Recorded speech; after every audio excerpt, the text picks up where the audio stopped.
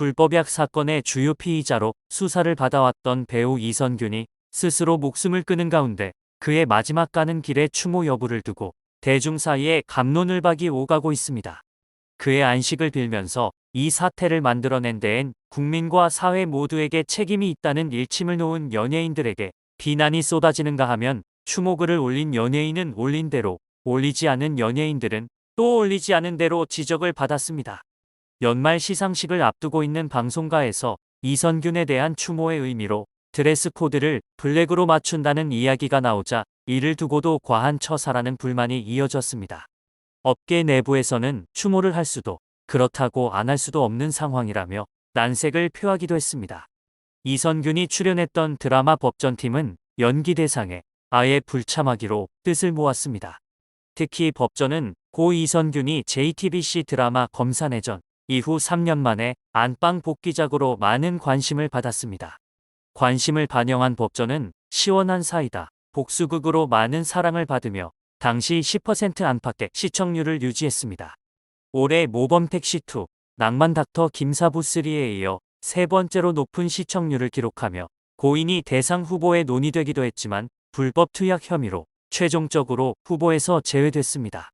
그럼에도 법전은 연기 대상에서 여러 부문 강력한 후보작 중 하나로 거론됐고 고인을 제외한 법전의 여러 배우들이 연기 대상 참석을 조율했습니다.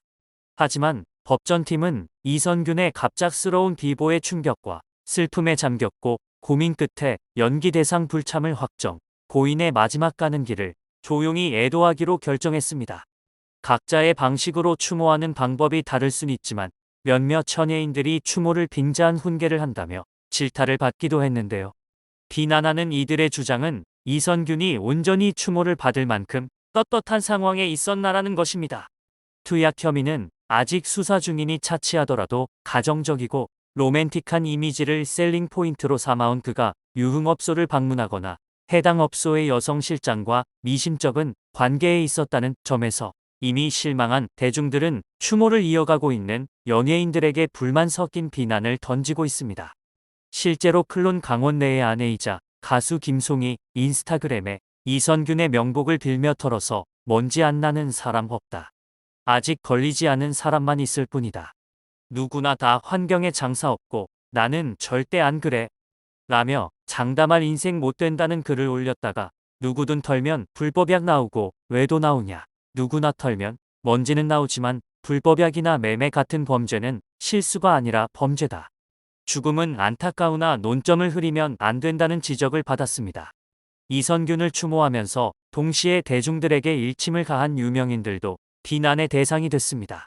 작사가 겸 방송인 김이나는 개인 SNS에 어디서 흘러나온지도 모르는 녹취록을 누가 그런 나를 볼세라 이어폰을 꽂고 몰래 들으며 어머어머하고 관련 영상으로 뜨는 비슷한 가십성 컨텐츠도 클릭해보고 자극적인 기사 타이틀을 보면 쓱 훑어보고 안타까운 표정을 지으며 그 기사 봤어? 라고 얘기거리 삼고라는 글을 게재했습니다. 이어 실패한 수사로 보이지 않으려 너무 자극적 사생활 이슈를 흘리는 것 같다는 남편의 얘기를 듣고서야 짐짓 그래마저 너무한 것 같네라는 생각을 했지만 그 후로도 똑같이 뭐가 나오면 들여다보고 마지막에 너무 사람 망신 주기 안해 심하다라는 말로 스스로 면죄를 하던 내 모습이 선명해서 차마 감히 추모도 못하겠는 마음이라며 차라리 악플러이거나 아예 그런 기사에 관심을 끄는 사람이 아닌 그 가운데 어디쯤에 있는 어쩜 제일 비겁한 부류에 있는 게 나네. 사진도 검은 사진이나 그런 거 올릴 자격도 못 되는 것 같아. 진짜 그냥 아무 사진 어떻게든 더 나은 사람이 되고 싶은데라며 자아성찰이 담긴 반성글을 남겼습니다. 그러나 해당 글은 곧 역풍을 맞았습니다. 개인의 추모글을 넘어 글 안에 은근히 대중을 지적하고 비판하는 뉘앙스가 담겼던 것입니다.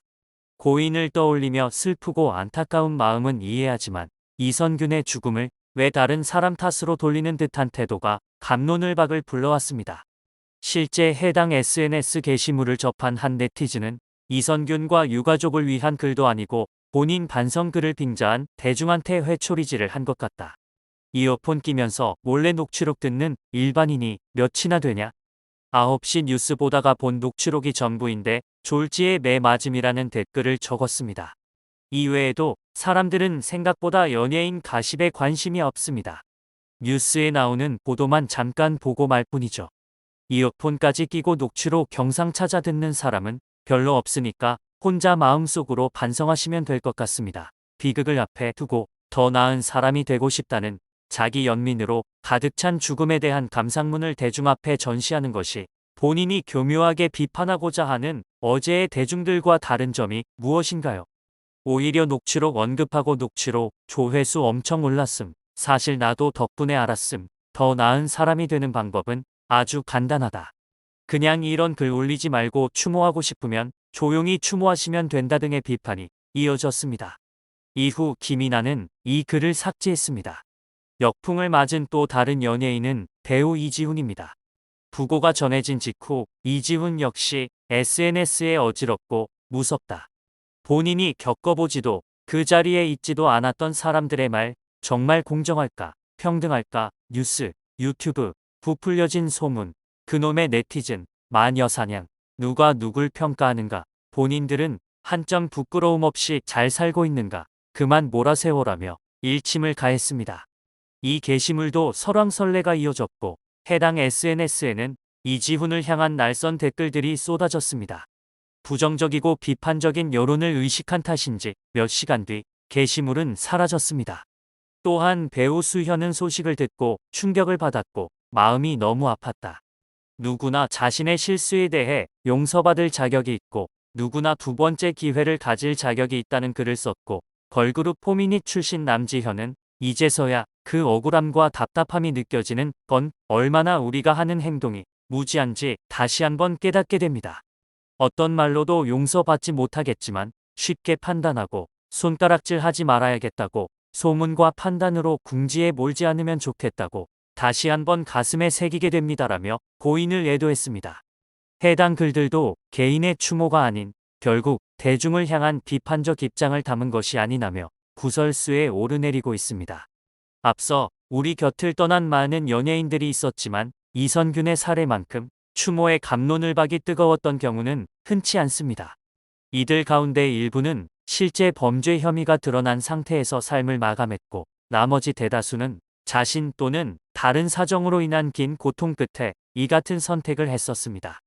어느 한쪽에 완벽하게 들어맞지 않는 이상 마냥 모든 것을 덮어놓고 추모하기에도 그렇다고 아무 일도 없었다는 듯이 일상을 보내기에도 어려운 분위기가 형성될 수밖에 없습니다.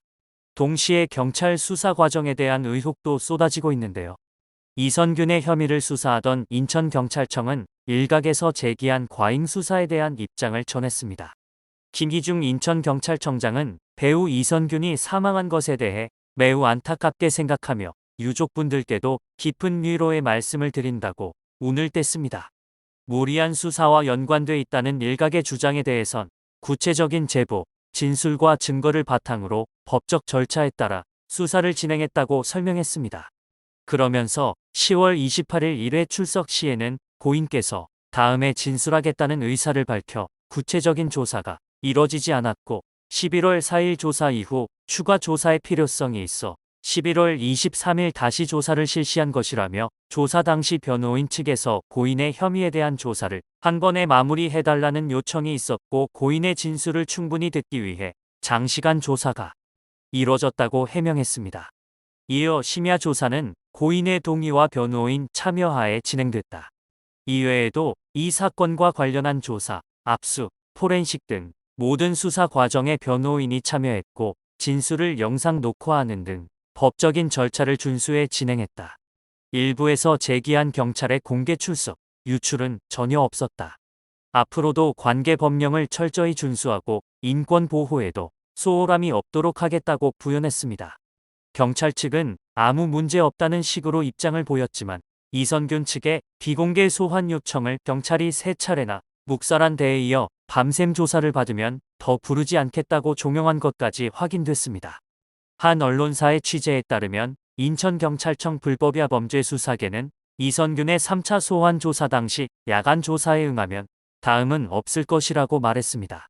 공개 조사에 강한 심리적 압박을 받고 있던 이선균은 야간 조사에 동의한 것으로 전해졌습니다. 이선균은 23일 오전 10시께 시작한 조사가 길어지면서 다음 날 오전 5시까지 밤샘 조사를 받았습니다. 이선균의 측은 줄곧 비공개 소환을 요청했으나 경찰은 이를 받아들이지 않았습니다.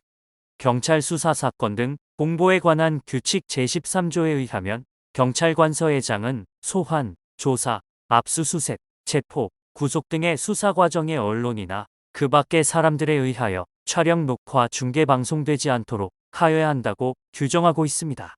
경찰은 비공개 원칙을 깼습니다. 이는 경찰이 이선균을 포토라인에 세우겠다는 입장이 확고했던 것으로 풀이됩니다. 연예인은 포토라인에 서는 것에 부담을 크게 느낍니다. 이선균은 한 번이 아니라 3번이나 포토라인에 서면서 더 큰 중압감을 느꼈습니다.